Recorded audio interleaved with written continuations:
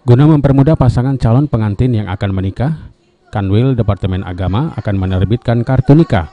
Hal ini merupakan pengembangan sistem aplikasi manajemen pernikahan atau SIMKAH.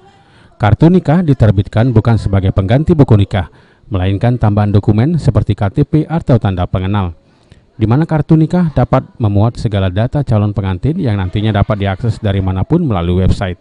Kepala Kanwil Kementerian Agama Sumsel Al-Fajri Zabidi menargetkan pada bulan Januari 2019, 1 juta pasangan pengantin akan memiliki kartu nikah. Selain Kota Palembang, di Provinsi Sumsel yang sudah siap mengeluarkan kartu nikah adalah Kota Lubuk Linggau.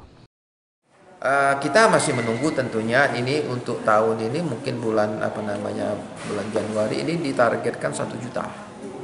1 juta pasangan pengantin sudah memiliki ID card. Kita Sumatera Selatan yang sudah siap ini adalah kota Palembang dan Lubuk Linggau. Jadi setiap kantor KUA kita sudah buat alat, sudah kita latih pegawai kita untuk membuat SIM card itu. Artinya ini bukan pengganti ya Pak? Bukan, tambahan, melengkapi. Tambahan, ya? Iya, bukan mengganti. Tetap surat nikahnya ada di rumah. Coba kita berpikir, ada nggak yang bawa surat nikah? Nggak ada kan? Nah ini dilengkapi dengan ID card, kita bawa bisa di kantong. Kepala Kanwil Kemenak Sumsel juga menegaskan tidak ada penambahan biaya dengan dikeluarkannya kartu nikah ini. Heru Wahyudi, PAL TV.